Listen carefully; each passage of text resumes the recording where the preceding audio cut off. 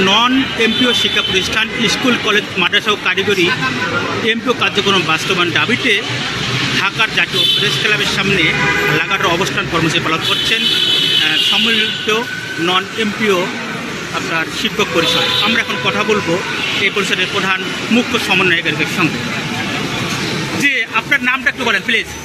আমি অধ্যক্ষ নাজমুল সাদাত আজাদী, মুখ্য সমন্বয়ক সম্মিলিত নন এমপিও পরিষদ। আমি সাতক্ষীরায় আমার বাড়ি, ইউনাইটেড গভর্নমেন্ট কলেজের অধ্যক্ষ। আমরা দীর্ঘদিন বেতন বঞ্চিত। বিগত বিএনপি জামাত ভোট সময়ে আমাদের এই প্রতিষ্ঠানগুলো প্রতিষ্ঠিত।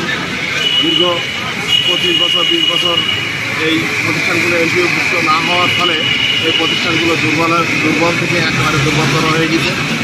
তারপরেও এখনও এই ফ্যাসিস্ট আওয়ামী লীগের সরকারের সময়েও এই প্রতিষ্ঠানগুলো টিকে আছে।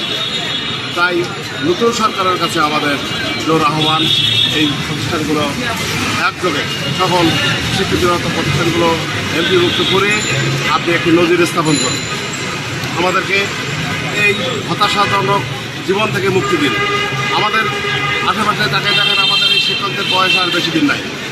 কারো 5 বছর, কারো 7 বছর, কারো 3 বছর, কারো 10 বছর চাকরি আছে। আর কতদিন নিজের শ্রম, মেধা, সময় সব এই রাষ্ট্রের কল্যাণে ব্যয় করবে? আমাদের যেমন দায়িত্ব আছে শিক্ষক হিসাবে এই সমাজের প্রতি, রাষ্ট্রের কি কোনো দায়িত্ব নাই আমাদের প্রতি? সেই দায়িত্বের, রাষ্ট্রের দায়িত্বের জায়গা থেকে আজ এই শিক্ষকরা বড় অসহায় হয়ে এই রাজপথে নেমে আসে। রাজপথে থাকা কোনো একটি সমাজ, কোনো একটি গোষ্ঠী, কোনো দেশ, কোনো জাতির জন্য ভালো নয়। শিক্ষক সমাজ যখন রাজপথে থাকে তখন বুঝতে হবে এই সমাজটা ধ্বংস হয়ে যাচ্ছে। তাই এই সরকারের কাছে আমাদের একটাই মাত্র দাবি, আমাদের ন্যায্য অধিকার আমাদেরকে ফিরিয়ে দিন। আমাদের ক্লাসরুমে যেতে সহায়তা করুন। আমরা ক্লাসরুমে থাকতে চাই। আমরা শিক্ষক, আমরা আমাদের ছাত্রদের পড়াতে চাই। আমরা রাজপথে থাকতে চাই না। রাজপথের জন্য আমরা এই পেশা গ্রহণ করিনি। আমরা শিক্ষক হিসাবে এই সমাজটাকে, এই দেশটাকে, তথা এই পৃথিবীটাকে সুন্দরভাবে তৈরি করার জন্য, আগামী সুন্দর পৃথিবী হোক এই কামনা করেই, এই বাসনা নিয়েই আমরা এই মহান পেশায় এসেছিলাম। কিন্তু আমাদের পেটে ভাত নাই, আমরা এখন বড় অসহায়। আপনারা আমাদের সমাজের দর্পণ, আপনারা একটি বড় প্রতিষ্ঠান, এই সাংবাদিক, এই সমাজ যদি আমাদের সাথে থাকে, আমরা আশা করি অল্প সময়ের ভিতরেই আমাদের এই দাবি দাওয়াগুলো পূরণ হয়ে যাবে। আমরা আমাদের এই দাবি পূরণ করে নিয়েই আমরা আমাদের প্রতিষ্ঠানে ফিরে যাব, এই আশা নিয়েই আমার বক্তব্য শেষ করছি। ধন্যবাদ। আচ্ছা, কী পরিমাণ শিক্ষা প্রতিষ্ঠান আছে এখানে?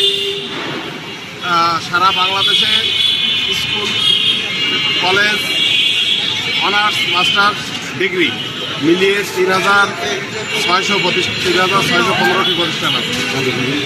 আর মাদ্রাসা কারিগরি আমরা মনে করছি 2022 মতো প্রতিষ্ঠান বাংলাদেশে নন এমপিওভুক্ত আছে, যেগুলোর কোনো অংশ এমপিওভুক্ত, আবার কোনো অংশ এমপিওভুক্ত নয়। আচ্ছা, ধন্যবাদ।